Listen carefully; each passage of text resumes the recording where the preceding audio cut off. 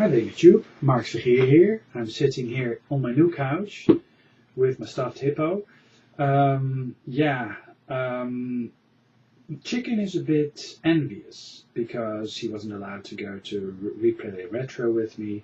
So she's in the study, the other side of the wall, and I'm enjoying a nice leisurely night on the couch while being on call. And hopefully I'm not being called right now, but yeah, this is my new couch.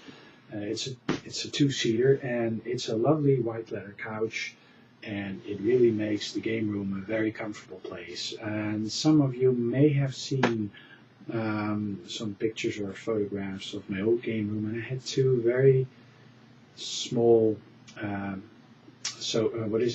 recliner seats, or how do you say that, fatales, not the best seats, and actually I got problems with my bag and stuff. I mean, it was not good for me to sit on there. So I'm sitting here on my new sofa and enjoying the heck out of my game room. Did some slight reorganizing, and I may actually show you that in another video. But this video actually is a video response to MaximumRD. MaximumRD did it again. He made this great tag in which he asks us our pet peeves when it comes to being an eBay seller. And of course, this does range a whole plethora of subjects, because it's all about descriptions, that people just don't know what they're selling, and they have a photograph of a Genesis, and they state that they're actually selling a Super Nintendo. What's up with that? People don't put up the right pictures, they don't put up the right descriptions, and people putting ads on eBay like that, I will not buy from whatsoever. I mean, I just won't buy from them. Another thing is that people say that an item is in a good condition, but when you receive it, it's not in a good condition. It's all paint smudges, smears, or scratched, or it's not in a good condition. And people really make it's functional. Sometimes if they say it's functional, it just means that it turns on and somewhat does what it is supposed to do, or the power LED comes on, but that's just about it. I've been buying different stuff on the internet, not only gaming related stuff, and not only auction sites, but what does strike me as something that is very, very, how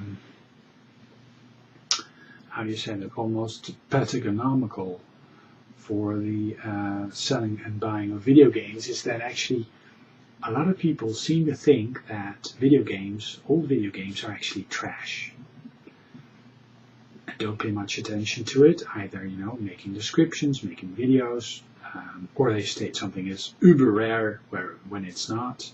And MaximumRD actually stated the ET video game cartridge. Well, that's not a rare cartridge indeed. I mean, everybody knows about the landfill story. But yeah, I totally forgot the thread of my. Yeah, I'm actually on call. I'm on a night shift, so hopefully I'm not being called. Stating an item is rare when it's not. Treating video games as trash, inflated prices and stuff. But then there's something else that is totally my pet peeve. Actually, we as a group,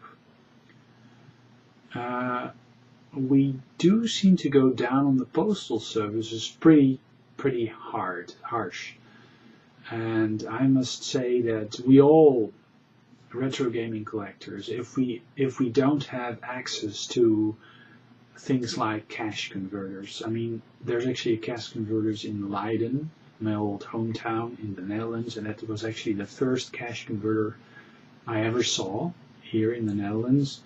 And the prices were pretty steep, not the best prices. If you don't have access to things like secondhand stores or Goodwill or cash converters, you're basically stuck with either eBay or more expensive retro gaming stores, which offer often a good service, but at a cost and a high price. So if you're not able to get your games locally, you actually are more or less confined to YouTube, eBay, and some other online auction sites like GameCapital. So you do rely on the postal services to bring you your packages. Sometimes you can have a local pickup, but in my case, I mean, living in the Netherlands, I mean, retro gaming is not a big thing over here. I mean, there's actually quite a few people into it, and the retro gaming community on YouTube with Dutch people involved and Belgian people involved is actually quite big, but still, it's not a big thing. I mean, it seems like in the US and in the UK. Retro gaming is a much more huge thing, much more common. I mean, retro game shops are more common, and trading in games is more common. Playing video games is common here, and I'm actually really going off track here, but playing video games in the Netherlands is pretty common, but it's mostly, the Xbox 360, the PlayStation, and the Wii, current generation consoles. But yeah, getting back on track, postal services. We really we really are very harsh towards the postal services. We talk about packages arriving totally ripped up and stuff. And of course, there are a lot of baboons, throwing around packages and stuff. But there's also a lot of eBay sellers that just don't know how to properly package or create a package. You don't put an item in a brown paper bag, put a sticker with an address on it and a stamp, and just shove it in the mailbox. It just doesn't work like that. I'm almost 2 meters tall, or around 2 meters tall, 6'8". What you see is actually that a package needs to be able to survive a drop of my height, actually, a drop of an average human in height. It needs to be able to survive that. If something contained within that package is not properly, padded, it will break.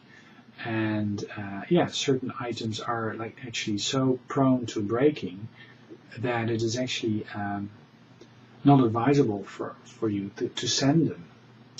For example, a Vectrex, you really have to pad that really well in order for it to survive, or put careful on it, or glass, or breakable, things like that in very large letters, so the postal services actually know how to handle it, because the postal services really depend on us packaging our goods well. They work on a tremendous pressure. They have to shift huge quantities of parcels around, and they really are in a hurry all the time. So they, if parcels are stackable, they're going to stack them, and if your parcel is on the bottom, well, tough. It shouldn't cave in. It should be a sturdy package, being able to survive, a 3 to 6 feet drop. Being able to stackable, it should be properly padded so the items don't rattle so much. That's it. Don't stuff things in an envelope, things that are breakable. One of my pet peeves is that, you see an item that's on eBay and it's complete and it's functional and it's properly, properly functioning, it's looking great. And then you receive the item in a brown paper bag, and it's just shattered to bits. Or sometimes the postal services, they actually have to repair the package because it tore and it broke open. It's not a good thing. So people not packaging their packages well is a pet peeve of me.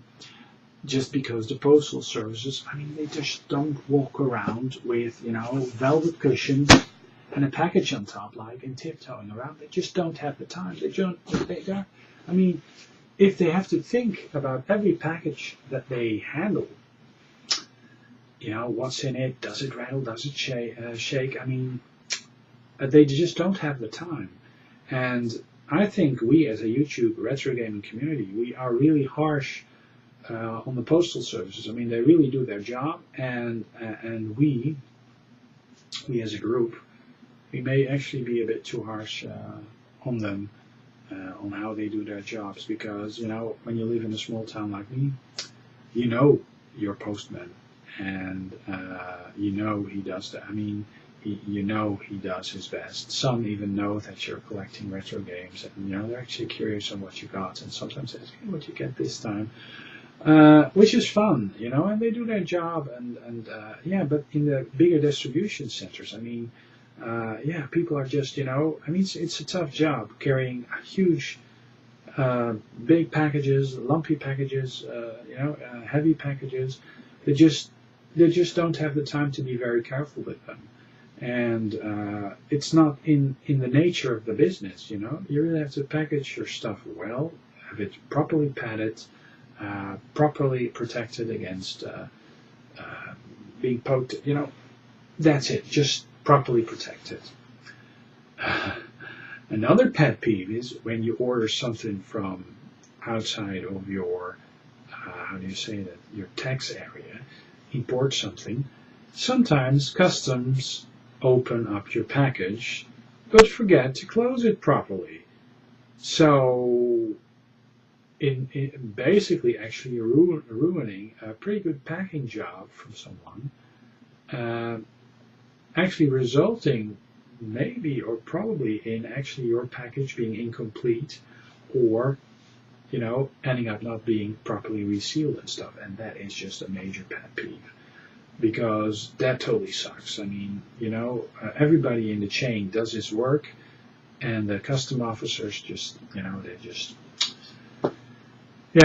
that's a pet peeve.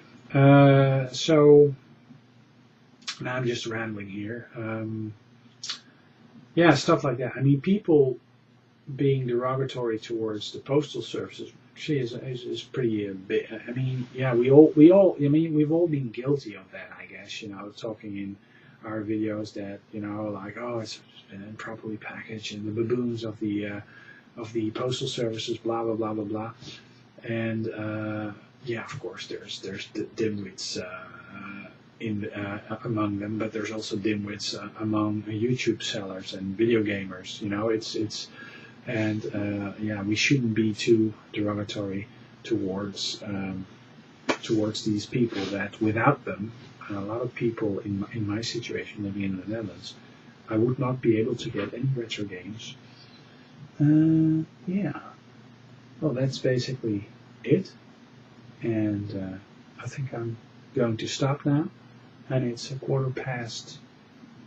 Well, no, it's not 1:15. It's almost half 12 in the past midnight. And it's freezing 1 degree Celsius, and probably have to scratch my windows in the morning when I drive to work. And that's going to be the last day of work before I have my weekend again, which is fine, which is nice, and cool. Totally random, but I got this. It's CPUCN, and I got this from UK Retro Games, and it's actually a Commodore magazine on the PET, in the PET era, and it's actually from, I believe, 1981 or something. Let me see. Yeah, 1981, and it's on farming and cow farming and how to farm with a PET. So in 1981, there's people who did their farm administration on a PET. Isn't that wonderful? And there's this great cow on the front. Okay, well, Mark signing off. Oops, and I'll be back with another video soon. Yeah, this color of my ADB.